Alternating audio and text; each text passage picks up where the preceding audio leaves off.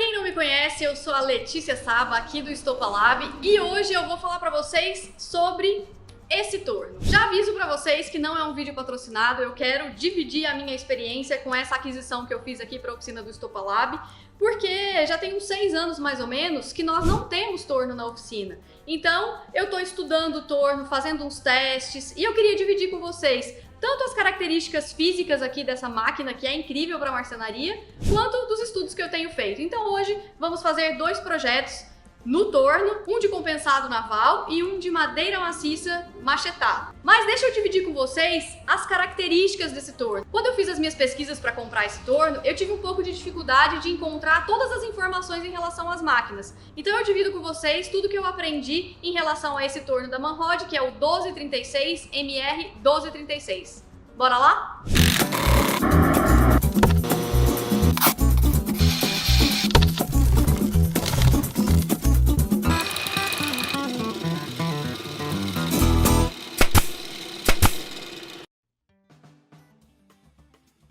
Eu vou começar a falar de uma coisa que é essencial na marcenaria, mas pro torno é mais essencial ainda, se é que existe essa possibilidade, que é o uso de EPI. Eu escolhi para tornear esse protetor facial, tá? Que me traz mais segurança na hora de tornear. É uma ferramenta que, se houver um acidente, possivelmente não vai ser um acidente pequeno. Então eu quero começar esse vídeo realmente falando para você não se descuidar na hora de usar o torno, do óculos de proteção ou do protetor facial, beleza? E ainda sobre segurança, é muito importante falar que na hora de tornear, você tem que ver se sua blusa tá muito folgada, se existe algum adereço na sua roupa que pode enganchar na peça que tá rodando, porque se isso acontecer, como eu disse antes, pode não ser um acidente pequeno. Então, dado o aviso, use sempre os EPIs na marcenaria e no torno também. Essa máquina é uma máquina bastante robusta, justamente porque ela é feita de ferro fundido e ela tem um peso aproximado de 80 quilos. Ela já vem com os pés, tá? E um ponto que vale a pena observar é que os pés não são de ferro fundido, então não dão tanta estabilidade assim pro torno. Mas eu também não consideraria que é um ponto negativo, até porque se você quiser, você pode fixar, né, chumbar esse pé no chão, que vai garantir aí um pouquinho mais de estabilidade. Sobre a capacidade do motor desse torno, ele tem 550 watts, e ele chega a 2.000, 2.500 rotações por minuto. Então, é consideravelmente potente, né? Você consegue fazer bastante coisa nesse torno. Aqui, normalmente, eu não uso a trava aqui, uma proteção de acrílico que tem. Já vi muita gente que não usa realmente porque dá uma atrapalhada na hora de tornear. Mas essa é a minha experiência. Eu me sinto segura não usando a proteção de acrílico. A fabricante, a Manrod, ela não recomenda que você use o torno sem a proteção de acrílico. Então aí vai de você. Essa proteção, como vocês estão vendo aí, se você levanta ela, ela para o funcionamento do torno. Quando você abaixa e de fato essa parte aqui, o eixo do cabeçote, ela tá presa, aí sim o torno liga. É uma questão da sua sensibilidade em relação à sua segurança. Se você quiser, se não te atrapalhar, você use. Se não, eu tenho tido uma boa experiência e conheço muita gente que está usando sem isso. Se você não quiser usar, só fique atento para redobrar os seus cuidados. Em relação às peças que você pode tornear aqui nessa máquina, o limite são de 300 milímetros no diâmetro da peça, então aqui com um raio de mais ou menos 15 centímetros, que dá para você fazer uma diversidade de peças grande também. E a extensão de centro a centro, de ponto a ponto, são de 900 milímetros. Eu considero que esse é o grande diferencial desse torno aqui. Então vamos falar um pouquinho sobre as partes do torno. Esse aqui é o cabeçote do torno. E o legal dessa máquina em específico é que ela tem 5 posições. Então para você colocar nas outras posições, você libera a trava do cabeçote e também tem um liberador do cabeçote. E aí você consegue colocar em 5 posições diferentes, o que te permite a tornear peças de mais de 300 milímetros de diâmetro.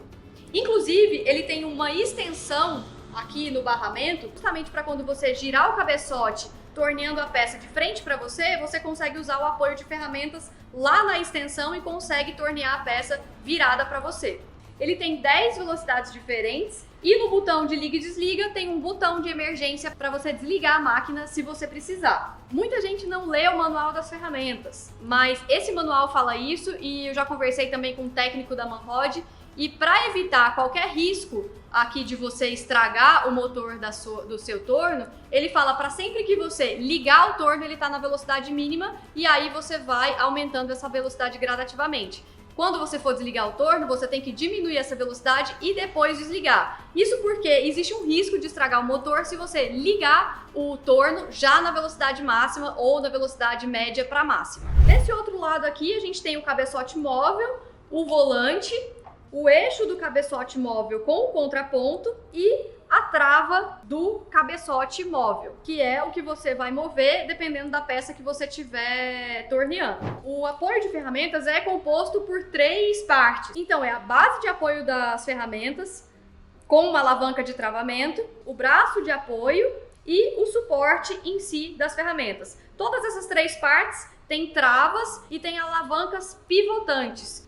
Dependendo da posição que tiver, você tira, pivota e faz o travamento. E uma das maiores dúvidas que eu tive na hora de comprar era entender o que vem no torno, né? O que compõe esse torno, quais são os acessórios que vêm. Porque você acaba precisando comprar outras coisas para você diversificar aí as peças que você está fazendo. Então, esse torno vem com a ponta garra, com o contraponto, com essa placa de fixação com parafusos e rosca, que você faz o rosqueamento aqui no eixo do cabeçote, e vem com a chave de aperto e com a vareta extratora. Essa vareta ela serve tanto para você empurrar o contraponto ou o mandril, que eu vou falar daqui a pouco, quanto para você empurrar a ponta garra do outro lado. Isso facilita muito o dia a dia, porque nem sempre, dependendo do aperto que você faz, é fácil tirar na mão essa ponta garra e o contraponto. Por quê? Tanto a ponta garra quanto o contraponto, assim como o mandril, que eu já vou falar, eles são semi-2. O que é semi-2? É o cone morsa número 2. Ele é cônico. Então, o encaixe aqui na estrutura do torno é realmente só um encaixe, não é rosqueado. E quando eu falo que você precisa comprar acessórios, porque, por exemplo, a ponta garra, se você for tornear só o corpo da peça que você está torneando, ela é suficiente porque fica travada aqui na ponta garra e apoiada no contraponto, certo? Mas muitas vezes, se a madeira for muito macia, a ponta garra ela vai pivotar na sua madeira dependendo da velocidade e do desbaste que você estiver fazendo. Então é sempre bom você usar, que foi o que eu comprei depois da própria Manrod, uma placa autocentrante. Você usa muitas vezes a ponta garra para fazer o desbaste no começo da sua peça e conseguir encaixar ela aqui. E aí você consegue usar ela com contraponto, mas também se você quiser tornear o centro dela, essa placa autocentrante ela é essencial. Você não consegue fazer isso com a ponta garra. Essa placa de fábrica se chama placa autocentrante, mas eu conheço como chuck, como mordedor, como castanheira, tem vários nomes. E isso é legal de falar pra vocês, porque às vezes você quer comprar um acessório, quer comprar uma ferramenta, quer comprar uma máquina, mas não sabe exatamente qual é o nome dela. Então, tá aí pra vocês, pelo menos os nomes que eu conheço. Se você conhecer outros nomes, coloca aí nos comentários pra gente também dividir esse conhecimento.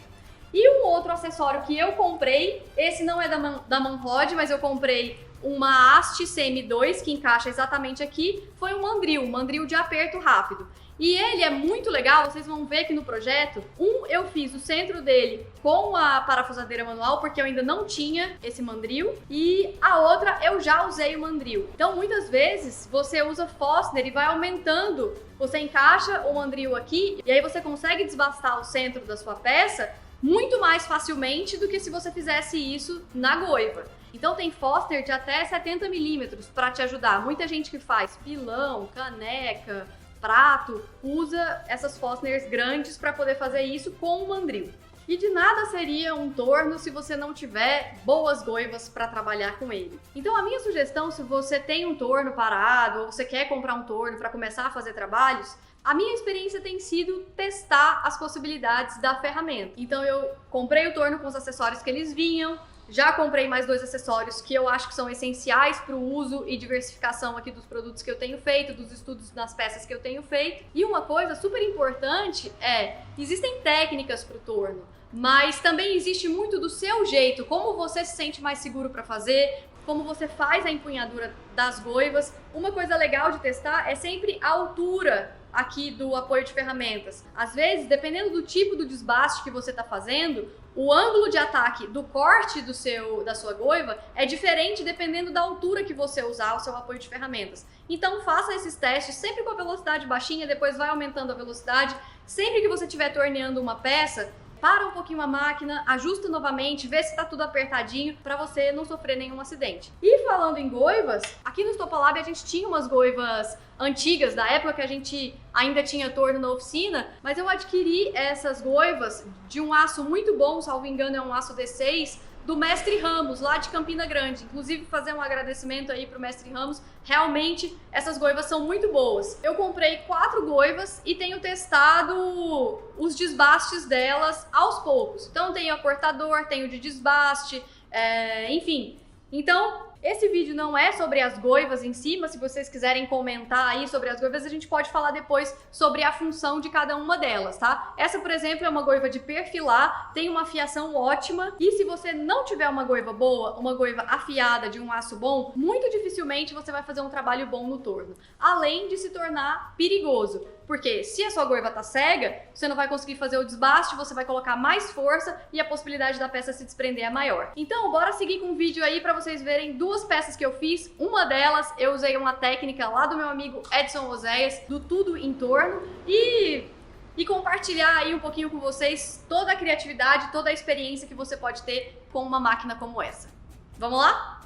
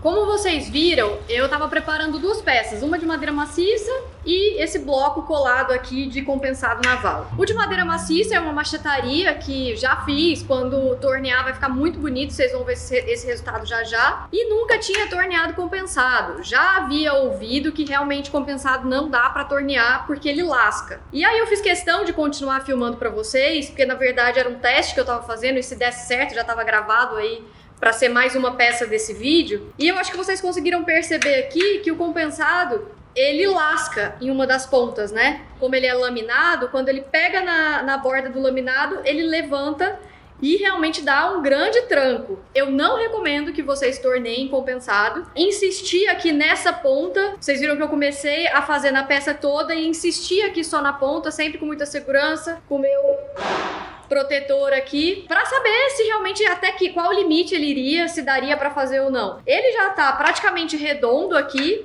mas uma das faces continua lascando aqui. Então eu vou dar mais uma insistida para saber se depois que ele passar dessa parte que já desbastou, se ele consegue manter sem lascar. O que eu fiz para tentar minimizar, estragar a peça, foi usar uma goiva que ela, além de ser reta, porque eu tava usando ela reta bem afiada aqui, mas ela também tem um corte de ataque lateral. Então, vocês viram aí que o que eu tentei fazer foi sair da peça e ir puxando lateralmente, justamente para evitar que a ponta da lâmina bata aqui, da lâmina do compensado bata aqui e levante. Então eu vou dar mais uma insistida, se não der certo, no final eu falo para vocês que realmente não me senti segura para terminar essa peça, ou enfim, realmente não dava.